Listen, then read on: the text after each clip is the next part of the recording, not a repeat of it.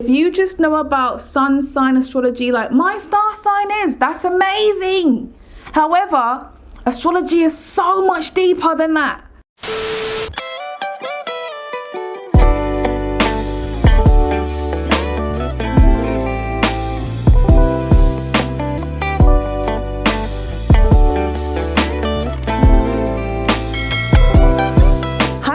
Welcome back to my channel. It's your girl Honey. Welcome back. So as you can see, I've changed the whole setup and the whole gig back here because the way things were before, it was not cute. So I've got a nice little plaque here. I love elephants. I've got my little name there. I've got my moon here. My moon there is basically the day that I started my website. Those of you who are new here, welcome to my channel. My name is Honey. I have a website called Honey's Astro where I do conduct readings to my clients. I'm also studying psychology and counseling, so I like to incorporate the two. And also I do an astrology podcast. People me out. People, we are going to be talking about the most hated sign of the Zodiac and why it's hated so much. And I find that just being on social media, seeing, oh wow, you know, people really don't like this particular sign. This is a topic that everyone's done already on YouTube.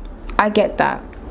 But I have different reasons as to why this is the most hated sign. You guys know I like to break things down, okay? The top 3 most hated signs that I see on social media is Scorpio, Virgo, Gemini. And I want to just throw out a whole disclaimer. I love astrology and this is never going to be a dig about a particular sign, okay? I love you guys. I advise everybody that's here, if you just know about sun sign astrology, like my star sign is, that's amazing. However, astrology is so much deeper than that. So please pull up your birth charts, people. What is a birth chart? Or please type in, what is my moon sign? And start from there. Start your journey now. Before you guys come up in here complaining about some BS. Those of you who know, hey boo. Now, the reason why Gemini is the most hated sign of the Zodiac, and I didn't realize how hated it was until I branched into the astrology community on social media. And every day I can't even go a day without seeing an account or someone saying, I hate them, I hate this, and I hate that. That's fine. That's opinions and that's fine. But the reason why Geminis are hated so much is because those of you who are Mercury ruled, those of you who have Mercury, Gemini, you're every day busy. The struggle that these people have is just sitting still. There's always a need to be stimulated with your hands, with your feet, with your mind, with your mouth. We just need constant stimulation. So I do find people have a hard time understanding when you have Gemini in any of your personal planets. People struggle with this all the time. Let me just break it down. They are logical people. Gemini is ruled by Mercury.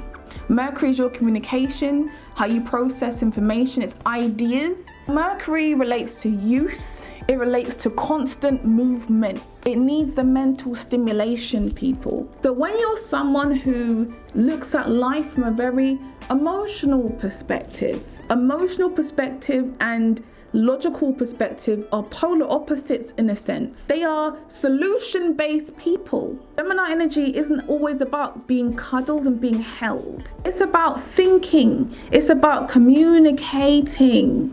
Gemini likes to learn things from people. And it can be very scatty, very unpredictable. It's not the most committed in terms of sticking to things. And that can very much be relationships at times, 100%. The astrology community don't quite understand that a Gemini needs a mental connection. It's not always about a physical connection or a spiritual connection, it's about a mental connection. The way that you connect may be very different in terms of how they connect. So if you feel that you are not getting what you need from them, that's probably because you are not mentally connecting with them. And mentally, again, it does not go hand in hand with feelings. So you're going to be someone who can be very confused about how this Gemini really feels about you. You know, you may feel like Gemini just doesn't care. They're not emotionally attached to you. And even for me, being a Gemini rising, The first thing I look to, if someone says something that I feel like is coming from their feelings and their emotions, I'm like, okay, but let's just think about things for a minute. Like, I start to just look at it from a black and white perspective.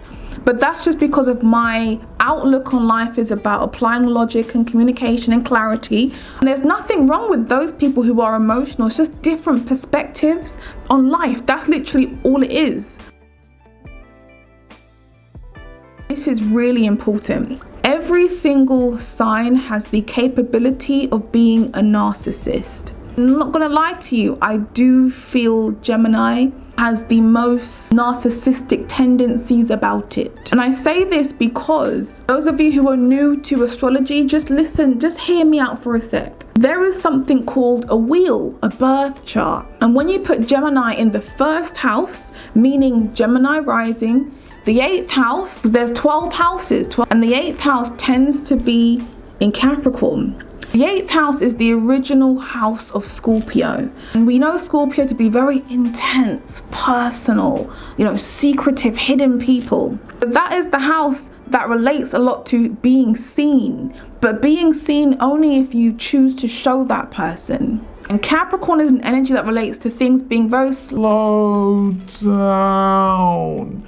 Just taking its time, waiting, patience, maturity, restrictions. So in that 8th house, we see Gemini is going to be an energy that doesn't necessarily want to show people an intimate side to them through. When Capricorn sits in that house, it takes us a very long time to kind of see the intimate sides, the real personal, deep emotional sides with Gemini.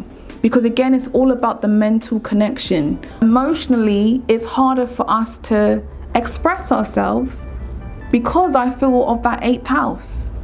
Because of their issue with being open and emotionally vulnerable, a lot of people struggle because you're giving so much emotionally to this person, but you're not receiving anything back. It starts to feel like, why am I giving so much but they're not? They're talking, or as I'm speaking, they're on their phone. They're doing different things as I'm trying to kind of emotionally express myself to them. Why are they being this way? Again, this is all the deflection of intimate moments when it's just you and that person together. And that's why I'm saying these people can be very narcissistic. Like, every single sign has its different ways. But the reason why Gemini is seen as being the most narcissistic sign is because they are mental connections. Most people out there are about the emotional ties and connections and the expression. They don't know how to kind of dive into that, the core to themselves. That's why.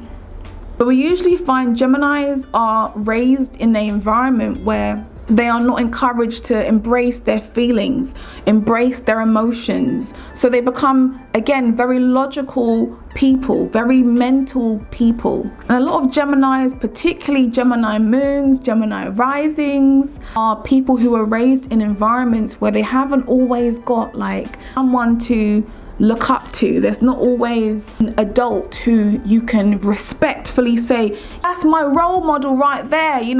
Our parents aren't always leading us in our lives. They give us way too much freedom. Those of you who are dating Geminis have to understand how we're raised is be free to choose whatever career that we want to do. And it also relates a lot in regards to our relationships.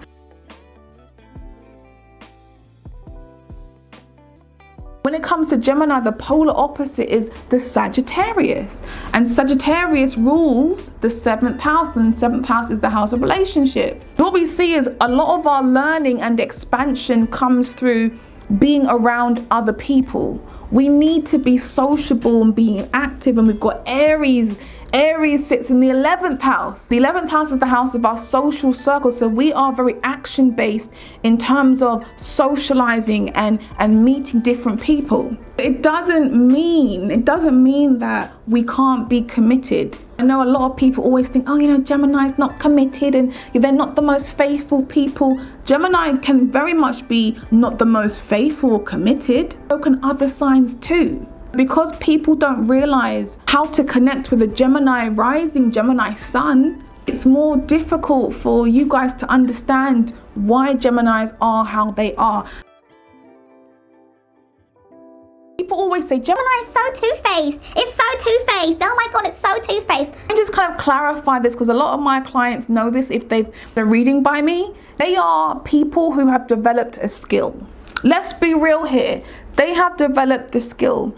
And the skill is, I don't have to apply this emotional tie to two of my friends that have fallen out. And I must now pick a side. Why?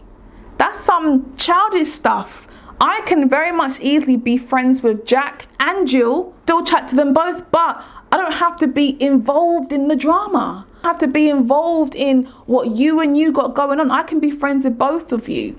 And also the skill of a Gemini is that the fact that it's a mutable sign. Mutable is about being able to adapt. And Gemini is so good because it's the jack of all trades. It's very good at adapting into different types of environments. Different types of environments can be, if you're going to be around a particular group of people, you start to behave like them. And this is why it's so easy to be friends with anyone, because Gemini, again, is the mutable sign. It's sociable, it's friendly. And it's not that they don't value your friendships or they're not loyal people.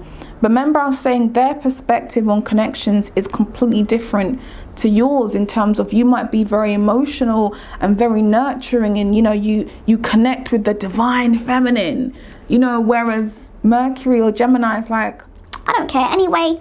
What's going on with you? What's the gossip? What's the news? Like, I can understand to a degree why people have this problem with Gemini energy. But honey, you guys have to understand it. If you are someone who is a very intense person, who's very emotionally expressive, then would you kind of mesh well with Gemini energy? Not so much so. That's okay, because that's part of your identity. You've got to work out on what's going to work best for you. And if they're not your cup of tea, that's fine, people. Date someone else. But people, that is this week's video. I hope you guys have thoroughly enjoyed it. And I look forward to hearing your feedback. And I will see you guys very soon. Take care.